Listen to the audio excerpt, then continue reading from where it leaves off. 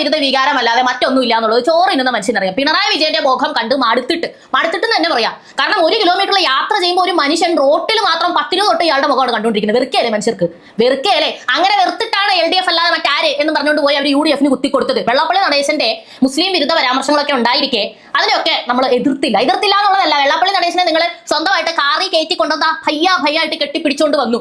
അതെന്താ പറയാത്തത്? MV ഗോവിന്ദൻ മാഷ്, ഞാൻ ഒരു ഒറ്റ ഡൗട്ട് ചോദിച്ചോട്ടെ, നിങ്ങളുടെ CPM പ്രവർത്തകരുടെ വോട്ട് എവിടെ പോയി? അല്ല, നിങ്ങളുടെ ആൾക്കാർ വോട്ട് ചെയ്തിരുന്നെങ്കിൽ തന്നെ നിങ്ങൾക്ക് ജയിക്കാമല്ലോ. സാധാരണ പറയാറുണ്ട് നിഷ്പക്ഷരാണ് ഇവിടെ വോട്ട് ഇട്ട് ആര് ജയിക്കണം എന്നൊക്കെ തീരുമാനിക്കുന്നത്. ആയിക്കോട്ടെ, എന്നാലും കേഡർ വോട്ടുകൾ എന്ന് പറയുന്ന ഒരു സംഗതി ഉണ്ടല്ലോ. 40 സീറ്റ് പോലും കിട്ടിയില്ല എന്ന് പറയുന്നതിന് അർത്ഥം CPM-കാർ തന്നെ നിങ്ങൾക്ക് കുത്തിയില്ല എന്നാണല്ലോ. അപ്പൊ CPM-കാർ ആർക്ക് കുത്തി? UDF കുത്തിയോ BJP കുത്തിയോ? ആ ഡീലിന്റെ പേരെന്താ? പിണറായി വിജയൻ ഭരിക്കുന്ന സമയം വരെ കേരളം ഒറ്റപ്പെട്ട തുരുത്തായിരുന്നു. അങ്ങനെയാണ് നമ്മൾ പറഞ്ഞുകൊണ്ട് നടന്നത്. പക്ഷെ തോറ്റ സ്ഥിതിക്ക് അങ്ങനെ പറയാൻ പറ്റില്ല. അപ്പൊ അതുകൊണ്ട് പറയുകയാണ്, ഈ പറയുന്ന വലതുപക്ഷത്തിന്റെ സ്വാധീനം ഇവിടുത്തെ ആളുകളുടെ ചിന്താ മണ്ഡലത്തിലും ഉണ്ടായി. അങ്ങനെ ഒരു സ്വാധീനം വന്നപ്പോൾ അവർക്ക് തോന്നി പിണറായി വിജയൻ ഇനി വേണ്ട.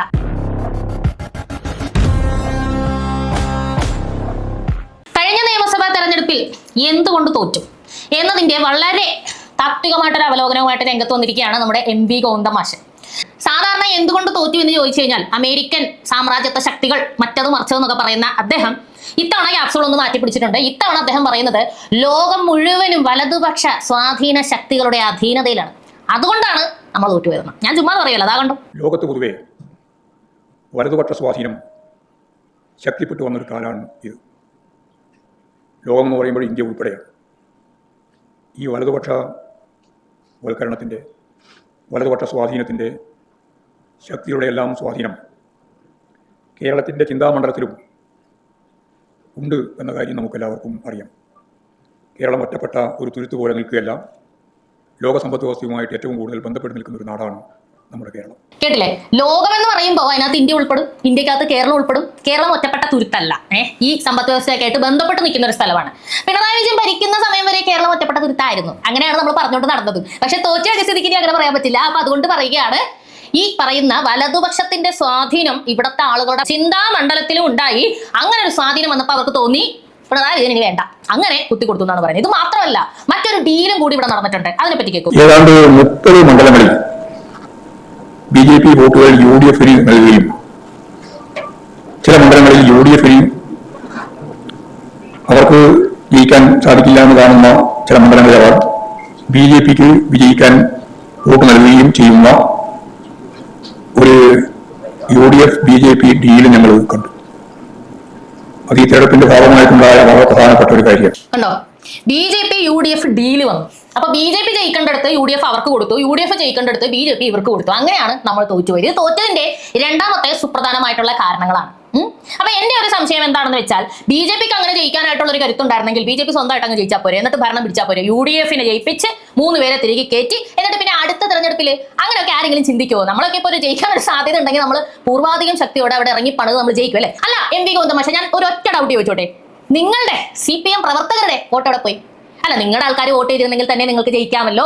സാധാരണ പറയാറുണ്ട് നിഷ്പക്ഷരാണ് ഇവിടെ വോട്ട് ഇട്ട് ആര് ജയിക്കണം എന്നൊക്കെ തീരുമാനിക്കുന്നത്. ആയിക്കോട്ടെ, എന്നാലും കേഡർ വോട്ടുകൾ എന്ന് പറയുന്ന ഒരു സംഗതി ഉണ്ടല്ലോ. 40 സീറ്റ് പോലും കിട്ടിയില്ല എന്ന് പറയുന്നതിന് അർത്ഥം CPM-കാർ തന്നെ നിങ്ങൾക്ക് കുത്തിയില്ല എന്നാണല്ലോ. അപ്പൊ CPM-കാർ ആർക്ക് കുത്തി? UDF-ന് കുത്തിയോ BJP-ക്ക് കുത്തിയോ? ആ ഡീലിന്റെ പേരെന്താ? അതൊന്ന് ചിന്തിച്ച് കണ്ടുപിടിക്കാൻ പാടില്ലായിരുന്നു. ഇതുപോലെ അവലോകനം നടത്തി കഴിഞ്ഞാൽ ആ ഡീലിന്റെ പേരും കിട്ടുമല്ലോ. ഭരണവിരുദ്ധ വികാരമില്ല, വികാരത്തിന് പകരമുള്ള വികാരം ഇതാണ്. BJP-യും UDF-ഉം തമ്മിൽ ഡീൽ ഉണ്ടാക്കി നമ്മളെ തോപ്പിച്ചു. അല്ലാതെ നമ്മൾ തോക്കാൻ ഒരു മാർഗവുമില്ല. ഇനി അടുത്തത് കേട്ടോ, കോൺഗ്രസിന്റെ വലിയൊരു അജണ്ട അങ്ങ് പറഞ്ഞു തെലങ്കാന വരെ എത്തി. തെരഞ്ഞെടുപ്പ് ഘട്ടത്തിൽ രാഹുൽ ഗാന്ധി ഉൾപ്പെടെ കേരളത്തിൽ വന്നിട്ട് CPM-നെതിരായിട്ട് പ്രസംഗിച്ചത്, പ്രത്യേകിച്ച് ഇടതുപക്ഷ ജനാധിപത്യ മുന്നണിക്കെതിരായി പ്രസംഗിച്ചത്, എന്തുകൊണ്ട് പിണറായി വിജയനെ ED അറസ്റ്റ് ചെയ്യുന്നില്ല എന്നാണ്. ലോകത്തിലെ ഏറ്റവും വലിയ ഫാസിസ്റ്റ് നേതാവായ ഹിറ്റ്ലറിൽ നിന്ന് ആവേശം ഉൾക്കൊണ്ടുകൊണ്ടാണ് താൻ പ്രവർത്തിക്കുന്നതെന്നും കോൺഗ്രസിൻ്റെ നേതാവായ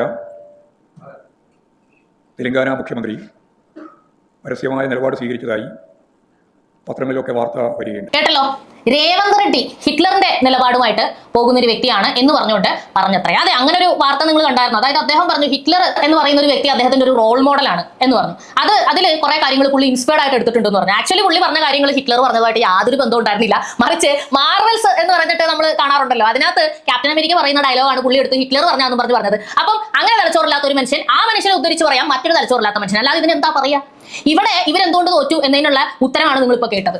പിണറായി വിജയനെതിരെ രാഹുൽ ഗാന്ധി പറഞ്ഞത്ര. രാഹുൽ ഗാന്ധി വളരെ കൃത്യമായിട്ട് ഇപ്പൊ ഇന്ത്യ സഖ്യം കൂടാൻ ചെന്ന സമയത്ത് ബ്രിട്ടാസിനോട് പറഞ്ഞു. അത് അന്ന് ഇവിടുത്തെ ലോക്കൽ നേതാക്കളൊക്കെ പറഞ്ഞു, ഞാൻ അവിടെ ചെന്നിട്ട് എന്ത് പ്രസംഗിക്കണമെന്ന് ചോദിച്ചപ്പോൾ ഇങ്ങനെ അങ്ങ് തട്ടിവിട്ടോ, പിണറായി വിജയനെതിരെ എന്തുകൊണ്ട് അന്വേഷണം വരുന്നില്ല എന്നൊക്കെ തട്ടിവിട്ടോ എന്ന് പറഞ്ഞപ്പോൾ അപ്പോഴത്തെ ഇതിന്റെ പേരിൽ ഞാൻ അങ്ങ് പറഞ്ഞതാണ്. അപ്പൊ ഇതിൽ നിന്ന് നിങ്ങൾ മനസ്സിലാക്കേണ്ട ഒരു സംഗതി എന്താണെന്ന് വെച്ചാൽ, രാഹുൽ ഗാന്ധി എന്ന് പറയുന്ന ഒരു വ്യക്തിക്ക് പ്രത്യേകിച്ച് നിലപാടൊന്നുമില്ല. ആരെങ്കിലും ഇവിടെ നിന്ന് പറയുന്നത് അവിടെ നിന്ന് പറയുന്നത് കേട്ടിട്ടാണ് അദ്ദേഹം പറയുന്നത്. അതും BJP-യുമായിട്ട് അങ്ങ് കൂട്ടിക്കെട്ടുകയാണ് സഖാവ് MP ഗോവിന്ദൻ. അതോടൊപ്പം തെലങ്കാന മുഖ്യമന്ത്രിയുടെ ഉള്ളിൽ വെച്ച പോലത്തെ ഒരു പ്രസ്താവനയും എടുത്ത് കൊണ്ടുവന്നിരിക്കുകയാണ്. ഇതൊക്കെ കൊണ്ടാണ് നമ്മൾ തോറ്റത്. നിങ്ങൾക്ക് മനസ്സിലാവുന്നുണ്ടല്ലോ, ഇയാള് വാ തുറക്കാതിരുന്നാലെങ്കിലും 10-20 വോട്ട് അധികം വന്നേ. ഇമാതിരി വർത്താനം പറയുന്നത് കൊണ്ടാണ് മാഷെ തോറ്റത്. നിങ്ങൾക്ക് എന്താ അത് മനസ്സിലാകാത്തത്? ഇനി വേറെ കുറെ കാര്യങ്ങളൊക്കെ പറയുന്നുണ്ട്. ഒന്ന് വെള്ളാപ്പള്ളി നടേശന്റെ മുസ്ലിം വിരുദ്ധ പരാമർശങ്ങളൊക്കെ ഉണ്ടായിരിക്കെ അതിനൊക്കെ നമ്മൾ എതിർത്തില്ല എന്നുള്ളതല്ല. വെള്ളാപ്പള്ളി നടേശനെ നിങ്ങൾ സ്വന്തമായിട്ട് കാറി കയറ്റി കൊണ്ടുവന്ന ഭയ്യായിട്ട് കെട്ടിപ്പിടിച്ചുകൊണ്ട് വന്നു. അതെന്താ പറയാത്തത്? അത് നിങ്ങൾ പറയില്ല. രണ്ടാമത്തെ കാരണം ആരാന്നറിയാമോ? യോഗി ആദിത്യനാഥ് എന്താ ചെയ്തേ? യോഗി ആദിത്യനാഥ് അയ്യപ്പ സംഗമത്തിന് ആശംസ അയച്ചത്രേ. അത് പബ്ലിക്കായിട്ട് വായിച്ചതും നമുക്ക് ഇത്തിരി തട്ടി കിട്ടിയിട്ടുണ്ട് എന്നാണ് ഇദ്ദേഹം പറയുന്നത്. ആര് പറഞ്ഞു അദ്ദേഹത്തിന്റെ സന്ദേശം പബ്ലിക്കായിട്ട് വായിക്കാൻ? അല്ല, നിങ്ങൾ ഇവിടെ അയ്യപ്പ സംഗമം നടത്തുന്നതിന് അദ്ദേഹം എന്തിനാ സന്ദേശം അയക്കുന്നത്? പറയുമ്പോ എല്ലാം പറയണ്ടേ സഖാവെ? നിങ്ങൾ അയ്യപ്പ സംഗമത്തിന് വരണം എന്ന് പറഞ്ഞ് യോഗി ആദിത്യനാഥിന് ക്ഷണക്കത്തയച്ചു. നിങ്ങളുടെ രാഷ്ട്രീയ നിലപാടുകളായിട്ട് യോജിക്കാൻ പറ്റാത്തതുകൊണ്ട് തന്നെ അദ്ദേഹം വന്നില്ല എന്നുണ്ടെങ്കിൽ വരാത്തടുത്ത് കോമ്പൻസേറ്റ് ചെയ്യാൻ വേണ്ടിയിട്ട് ഒരു സന്ദേശം കൊടുക്കും. അത് എല്ലാവർക്കും കൊടുക്കും. അതുപോലെ നിങ്ങൾക്കും തന്നു. നിങ്ങളതെടുത്ത് വലിയ കാര്യമായിട്ട് വെച്ചങ്ങ് അലക്കി. അതാരുടെ കുഴപ്പം? എന്നിട്ട് അത് യോഗി ആദിത്യനാഥിന്റെ തലയിൽ. എന്റെ ദൈവമേ, ഒന്ന് ആലോചിക്കണം. ഭരണവിരുദ്ധ വികാരമല്ലാതെ മറ്റൊന്നും ഇല്ല എന്നുള്ളത് ചോറിനുന്ന മനുഷ്യനറിയാം. പിണറായി വിജയന്റെ മുഖം കണ്ട് മടുത്തിട്ട് തന്നെ പറയാം. കാരണം 1 കിലോമീറ്റർ യാത്ര ചെയ്യുമ്പോൾ ഒരു മനുഷ്യൻ റോട്ടിൽ മാത്രം 10 തൊട്ട് ഇയാളുടെ മുഖമാണ് കണ്ടുകൊണ്ടിരിക്കുന്നത്. വെറുക്കയല്ലേ മനുഷ്യർക്ക്?